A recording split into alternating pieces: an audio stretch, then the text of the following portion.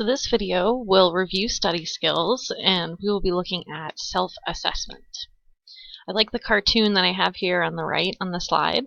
You can see that the individual himself has a slightly different perception of reality. And I felt that this was appropriate for a classroom environment because oftentimes students have a higher self-perception of their knowledge or their understanding of concepts, and then when it comes time to take the exam, they realize that they don't actually have that full understanding or comprehension. So really the perception of how the students are doing is slightly different than reality itself. So we're going to talk about different ways to assess yourself to prepare adequately for an exam. So the objectives for this lecture, hopefully by the end you'll be able to understand some concepts of metacognition, questioning and posing problems, and thinking interdependently. You'll be familiar with different self-assessment techniques and how to use them, and understand different study techniques or skills as well. So we're going to start with metacognition. Metacognition is being aware of your own thoughts, feelings, interactions, emotions, and your actions. Metacognition is also often referred to as thinking about thinking. It requires you to reflect on your organizational skills and your understanding of the material. It does also require you to evaluate your approach to understanding different information. Now, why is this important? The worst possible situation you can be in is to say that you didn't know the information until you took the test. And I had a student say that to me once, and that's a terrible feeling to have, is that not realizing that you weren't adequately prepared until it was too late. So how do we ensure that you're prepared for a test? And one way to do that is through self-assessment. By self-assessment techniques, you can identify gaps within your knowledge. You can determine areas that you might need to focus on more or areas where you feel deficient. And doing a self-assessment will allow you to track your progress and determine if you are making improvements. So one of the things that you need to make sure that you're doing when you're preparing for an exam, when you're reading through your notes, you're not just reading at a very superficial level.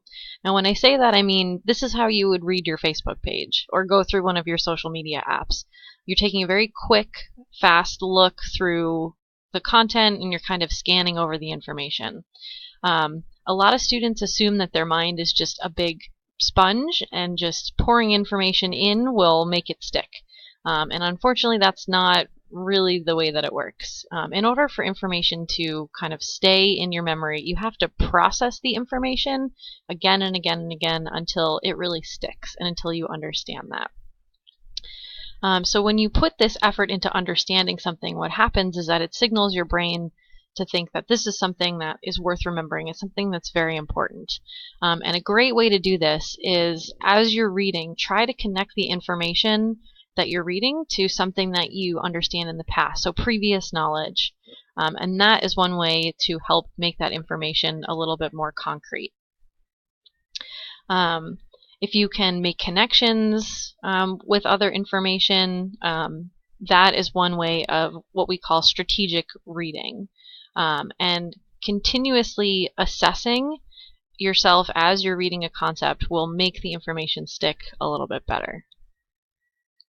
I have a link to the reference for some of this information at the bottom of this slide.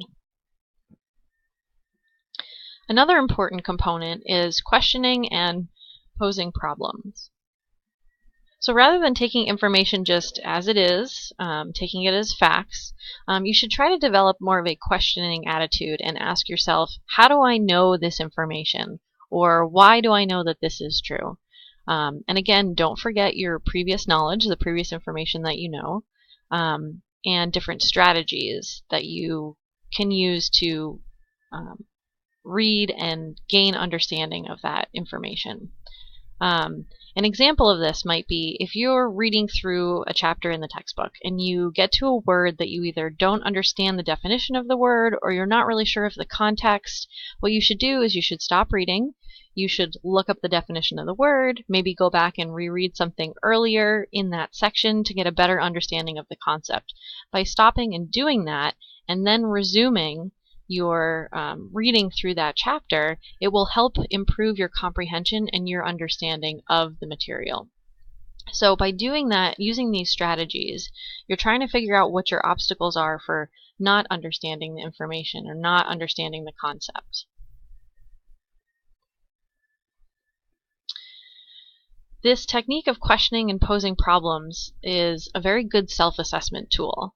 Not only do you want to stop and maybe look up definitions to words, but write down notes or write down questions that you might have. If you're not always able to stop and look up information while you're reading, taking those notes and reviewing them after the fact is a good way to improve your understanding of the information.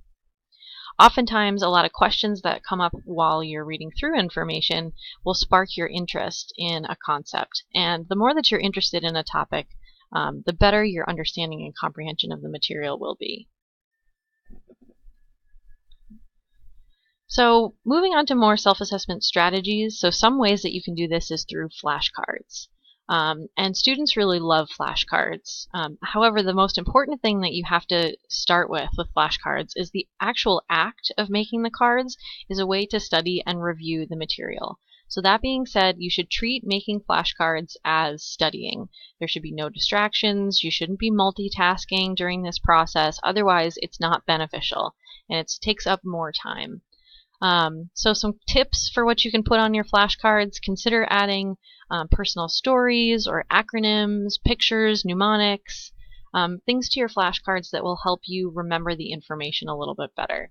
Like I said, linking information to prior experiences or knowledge or concepts will help you understand it a little bit better.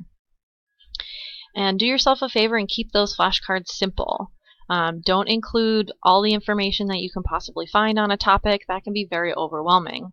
And on the flip side of that, if you're trying to take a complicated concept and put it on flashcards, it may actually be better to break up the information and put it on multiple flashcards. And then it becomes a much more manageable group of information to remember and understand. And this process is called chunking. Another thing to remember is that when you're actually studying your flashcards, make sure you study them in both directions. So study them forwards and backwards. So if you have a word on one side and the definition on the other, don't just always quiz yourself on, here's the word, what is the definition? Show yourself the definition and see if you can come up with the word. The better that you know the information forwards and backwards, the more it will come to you a little bit quicker during an examination. There's actually a lot of online resources where you can make digital flashcards, and one of the examples I'm going to use is Quizlet. So on Quizlet, you can either make your own flashcards or you can search through flashcards that have already been made and that are available on the website. And one of the things I like about Quizlet is that you can go through the flashcards in several different ways that may make it a little bit easier to study and remember the information. So you can simply just flip through the flashcards as if it was a typical flashcard, but the flashcards can also be run in an open-ended fashion. So they give you the definition and then you have to type in the answer or vice versa. You can also take a quiz that they have prepared on the website for you, or they have a mix and match kind of game where you can pair up the definition with the word itself. Another way that you can kind of quiz yourself is to create your own test, or you can pair up with a buddy or work with a group of students, and you can all make up quizzes for each other, or you can come up with 2 or 3 questions and then as a group put all those questions together, and then you can talk through them. You can talk about that. So by you trying to identify information that you think you might be tested on, that helps kind of emphasize some of those stronger points that should have been brought up during the class. Quizlet is just one example. There are a lot of other online resources. I've listed a couple of them here. These are more specific to like a flashcard type of a website. So Flashcard Machine, Study Blue, Study Stack, and Cram are some examples. There's lots more out there. Feel free to explore. Not every website is going to be appropriate for the material that you need to study. I mentioned kind of briefly on the last slide about working with classmates, working with a partner or a group of individuals, and this is actually extremely beneficial for students. So one of this concept is to think interdependently. So be willing to work with others, listen to their input, and listen to their perspective. So the best way to learn is to learn from each other and to teach each other. So research studies have actually found that when you put the group success ahead of your own success, actually every member within the group tends to be more successful anyway. So finding someone that studies in a similar manner, or you work really well with, or you get along with, often tends to be very beneficial for both parties or everyone within the group. So having to teach material is definitely one way to learn the information. So let's say that you're working with a group or a partner and you're talking about a new concept or a new topic or new definition that you went over in class.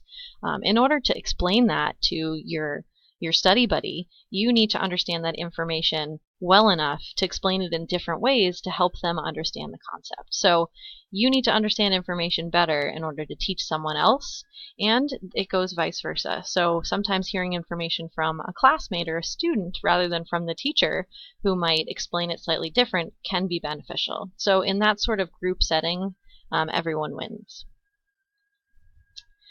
A little bit more about group review.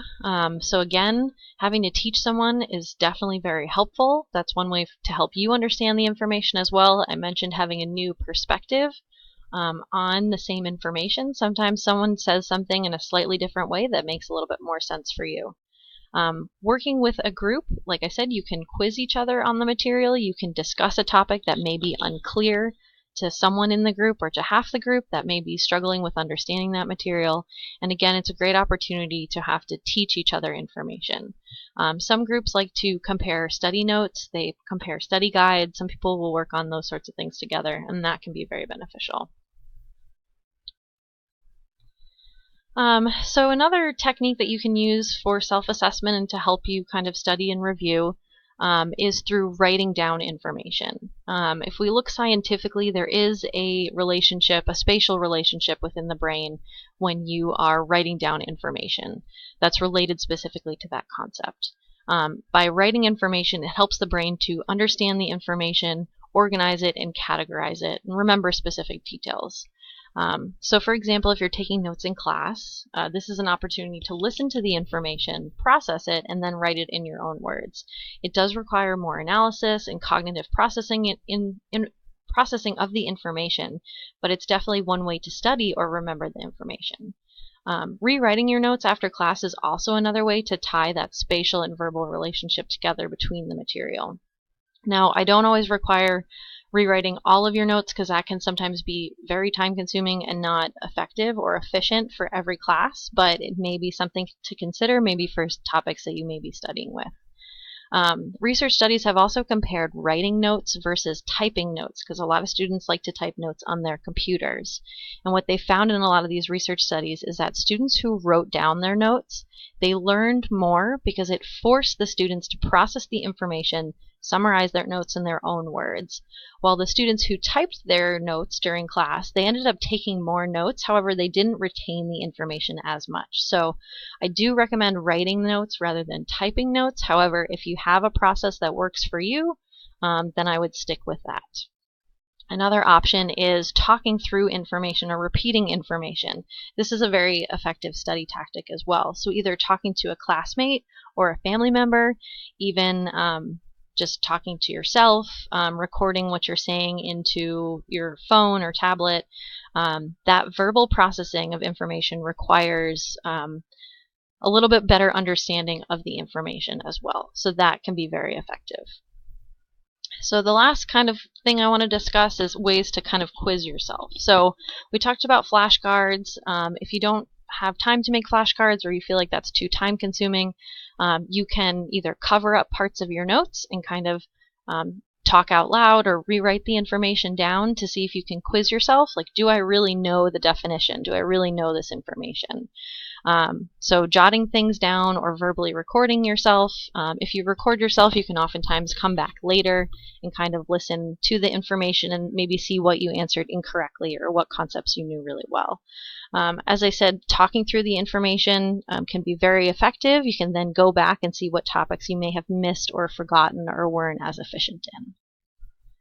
So I hope this self-assessment was very helpful. And